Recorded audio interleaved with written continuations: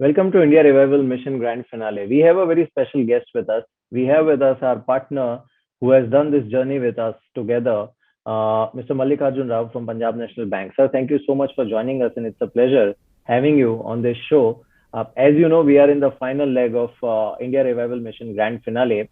How would you reflect on this journey? Because I think we were the first ones to actually start talking about India's revival when others were still busy trying to figure out how bad things could get for the economy. I remember you were one of the first ones to actually predict that the economy could be faster than what people were anticipating at that point in time. So, how do you reflect on that period now when you look back? The pandemic impact was receding, and the lockdown was also getting to be lifted by August, September. So, and the festive season was starting from October onwards. There was a visibility for the pent-up demand. We have seen in the month of July the automobile industry indicating that their sales have increased compared to the earlier months. And we have also seen that there has been an increase in the demand for a housing loan segment and vehicle loan segment. So these are the main reasons why I thought the pent-up demand would definitely drive the recovery more effective than it has been anticipated. And we have seen that in the last 6 months, almost up to March from October, the demand has been much better. It is good, and we are seeing that the effect of growth in the economy will be much more pronounced and visible in the year 21-22. Right. So you were actually, I remember you were the first one to stick your neck out at that point in time and predict that even the annual GDP number could look better than expected. Now, obviously, we are at the fag end of Q4 also, uh, and you have seen the recovery, which I think partly was driven by the pent up demand, but also by other factors like the broad based recovery that we have seen. Currently, now, what is your outlook? See, look, even in the economy, GDP growth as well, at the end of Q1, it was minus 23, which appeared to be really gloomy in terms of anticipation for the future. However, in the macro and microeconomic scenario, when you look at the human behavior, not necessarily will reflect in terms of mathematical computation. That is what we have seen. And in the Q2 at the end, when the GDP growth has come down from minus 23 odd to minus 7.5, it was clearly visible that the growth would be much better than anticipated. Similarly, we have seen in Q3 and it is positive at 0.4, and everybody is anticipating that the overall GDP growth could be negative at around 7% by year 21 March. So the visibility is there with respect to the growth in various sectors. There are only very few sectors probably which may take little amount of time, like hospitality industry, aviation industry and tourism industry. Otherwise, in all other segments we have seen good amount of growth. There is a good spirit in among the entrepreneurs of our country to come back to normalcy on a faster pace. During this period, the decisions taken by Government of India are really laudable, right from Atmanirbhar Bharat package what they have announced, by creating money in the hands of the people to create a demand for consumer goods or for the daily requirements. Since then, even the government backed emergency line of credit given to MSME people, and even the partial credit guarantee, investment in bonds, all these factors have contributed to create relief to the MSME sector and industrial sector who were reeling under the pandemic. Then to cap with, Reserve Bank of India has also continuously through the credit policy have reduced the policy rates. Up to August, they have reduced more than 175 basis points, which also contributed to create a wonderful opportunity for lending at a lower price, and the lending rates also have come down. Simultaneously, Reserve Bank of India has created good amount of liquidity, more than 7 trillion almost was available till 1.5 months back in the market, which has been useful in extending the credit wherever there is a requirement. Now the culmination was the declaration of budget by the Honorable Finance Minister, where we have seen good amount of allocation for infra investments in terms of road sector, in terms of aviation sector, and also in terms of the port sector. When the investments from the public domain were not, that is corporate sector, were not coming very high, in spite of tax reforms declared effective from 1st of October 2019, it is the right time for government to show an intent to invest from the public spending. These are all good measures, because when economy is reeling because of the pandemic, not only in our country but across the globe, special measures are required to take care of these requirements. So these measures will go a long way in restoring the confidence in terms of growth in the economy. That is the reason why you see the prediction by the IMF and other world bodies for the GDP growth in India to be anything little over 11 or 12% because the base level has gone down negatively by March 2021. So we expect that the growth would be much better than that, and there is already an impetus created in the economy by way of various other measures, to name very few. One is productivity linked incentive, which will go a long way in protecting the cost of sales of various manufacturing industries in order to compete in the global market. Right. I remember, in fact, I want to go back to the IRM survey that we conducted and the white paper which we prepared basis the survey.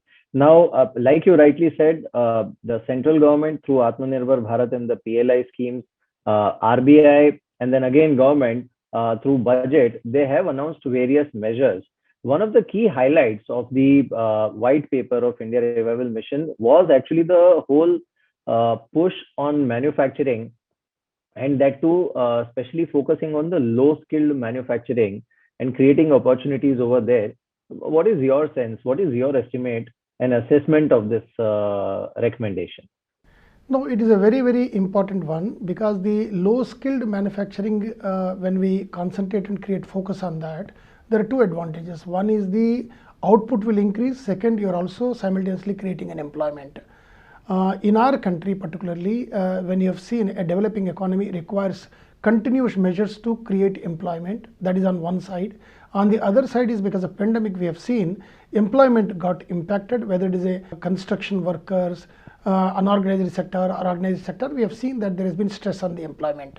Now it is very important for any measures to be taken by government or even other stakeholders to create an environment where the increase in employment is created while providing impetus for the manufacturing. So that is how the low skilled manufacturing, which can create more employment, is a very critical dimension which we have to concentrate in our country, and rightly so. In your document white paper, you have given a very good importance to that aspect, which is very critical in the current environment for our country.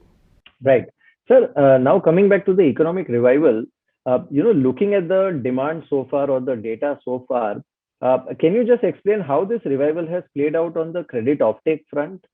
See, if you look at the demand as on today, the demand has been mostly in the personal loan segment, housing loan segment, vehicle loan segment.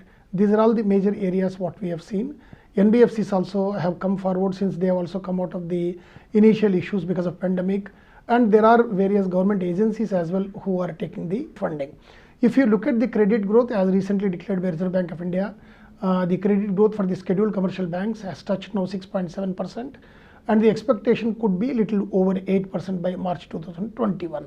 If you compare with the negative growth sometime in the beginning of the pandemic, and later on whatever slowly growth has picked up, it is a good dimension that credit is expected to grow anything around 8% by March 2021.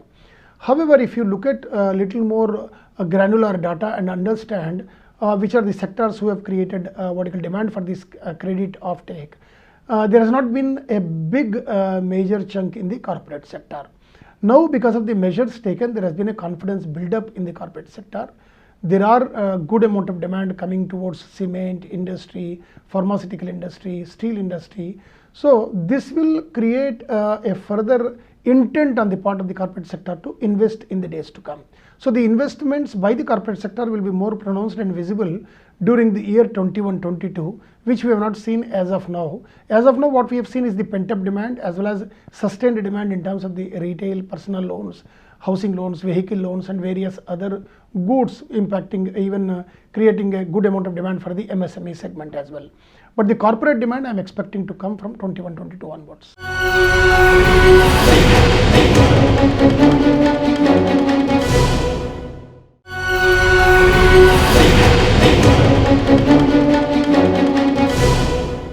There is almost a belief that we have seen recently spike in the COVID cases once again, unfortunately. It may not be right to call it a second wave as of now, because we are much less than half of what we were at the peak in terms of daily number of cases. But are you concerned about this? Because looking at the global behavior, we'll have to wait for a couple of more weeks to actually see if there is a possibility of second wave. What is your take on that? It is difficult for me to conclude, but I would like to say that it should not be or it will not be a second wave. For that, I'll give you a couple of reasons. One is the impact of vaccination in our country is gaining momentum, and every day large number of doses are being imparted for the vaccination. That is one dimension to create a confidence boosting measure, and also creating some element of visibility for the entire population of our country, even though it is very high, that the vaccination will be covering them over a period of time. Second, generally the immunity levels of the population in our country are much better than the other countries. If you have seen based on the mortality ratio in terms of this vaccination, the deaths have been, in compared to the population, in comparison to the number of cases, has been very low. In the same way, if you compare with the global population. So these are all the factors where I can say that India will not be impacted, but not to say global will be impacted, because these are all the cases which are coming up after some element of leisure created because people thinking that pandemic has completely gone down, so there is no problem for them to move forward and behave as if normally they were doing. These are couple of reasons where sporadically the cases started coming up, which has become a good number now across the globe in various areas. But I don't think it can become a second wave of pandemic. There are enough checks and balances which every country, and including our country, are putting in place. If required, some measures, stringent measures also will be taken by the respective state governments, what we are seeing. So I see positivity that with the vaccine coming up and coverage happening rapidly, I don't look at any reason why there should be a second vertical wave. We need to look positively, and it will be probably in a few days time, things will be all right. Right. So there is a reason to believe that the demand that we have seen on the retail side, that is likely to sustain, and the corporate demand, which you expect to actually grow in the next financial year or come up in the next financial year, is there to stay for a couple of years?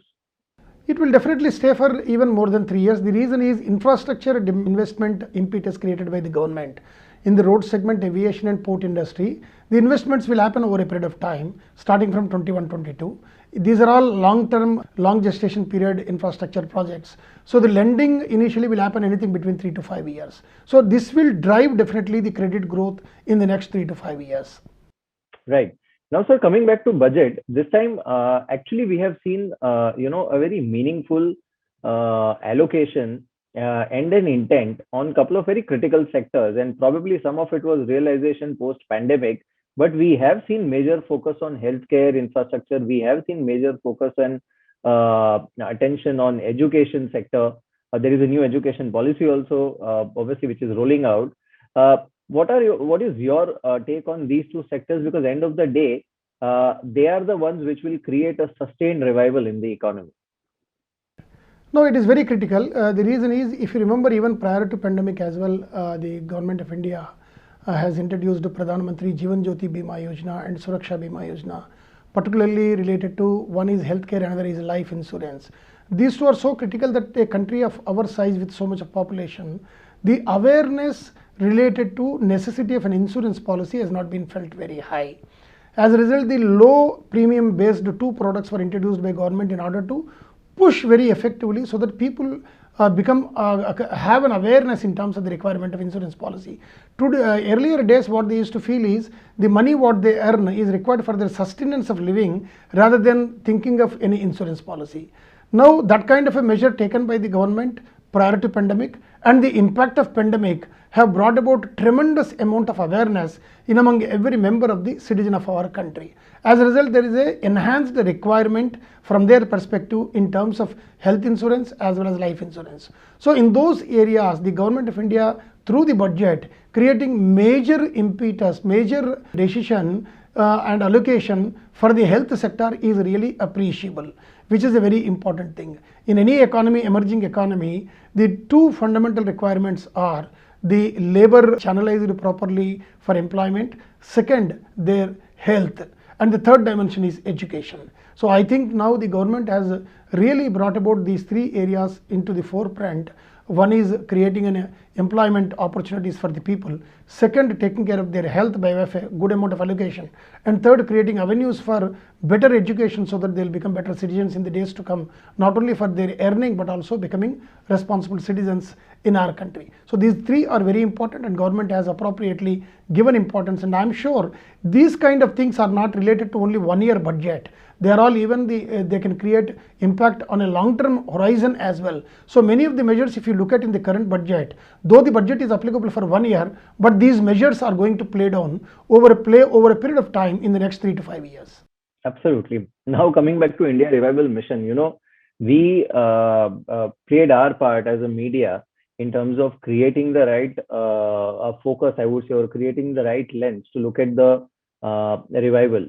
But I think I must congratulate you, because the PSU banks, I think, played the most crucial role in terms of not only getting the economy back on track, executing various government schemes, ensuring the disbursal of right relief which government had announced, and keeping this whole banking machinery moving. Probably there is not much discussed about it, but in many countries, even developed countries, we did see the banking system coming under huge strain during the early phase of pandemic. What are the key reasons for that, and how would you reflect on that? See, if you look at even prior to pandemic as well, the government of India was very conscious of the contribution of public sector space in our country, particularly when the infrastructure lending has happened between 2007 and 2012 in a very large manner. It was the contribution of public sector banks. So as a result, when during the period of asset quality review undertaken by the Reserve Bank of India, when the banks were passing through tough time in terms of the capital requirement, the government has come forward from November 2017 onwards. More than 3 trillion, 3 lakh crore was infused by them, and very few could go to even market and get the capital. So it was a very unflinching commitment by the government of India to protect the existence of public sector space, because they have shown their contribution to the nation building exercise. Now coming to the pandemic position, even post pandemic, when government has come out with various measures, the banks have come forward in extending the facilities to all the customers. In fact, in the years 2018-19 and 19-20, we have seen better performance from all the public sector banks, as many of them have started booking profits, and many of the banks which were under PCA, prompt corrective action by RBI, as high as 11 has come down to 3 or 4, because slowly one or the other on better performance has been lifted out of the PCA.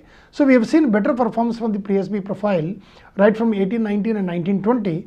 The pandemic has aggravated little amount of impact not only on overall economy but also on the banks. However, banks have come forward with a commitment not only in working under the pandemic circumstances but also extending the additional facility under the government guarantee to MSME sectors, and when the demand started coming from October onwards, the banks have come forward in lending to meet the pent up demand. So it has been a roller coaster ride for the last 1 year. If you look at a lot of challenges in front of all of us, however, we have seen that all the stakeholders have seen, including government of India and banks and all the people from healthcare industry, they have seen that the economy is brought on back, created confidence among the every citizen of our country.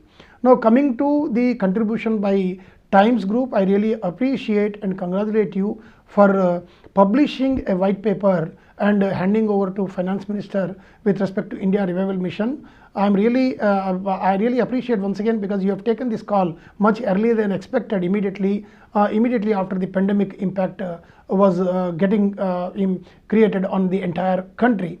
Besides, you also covered critical areas which are going to be the future harbingers for growth and requirements in terms of employment, and then low skill development which is required. So on that note, the good initiative taken by Times Group, and this is clearly visible when Honorable Finance Minister, when the white paper was submitted, has indicated that every line of the entire report will be seen by them and acted upon by them.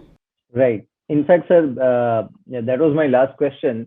But your concluding thoughts, because while we might have submitted the white paper, but we are committed to the mission of reviving India and taking it to its true potential of double-digit growth and sustaining it there. So your concluding remarks on that.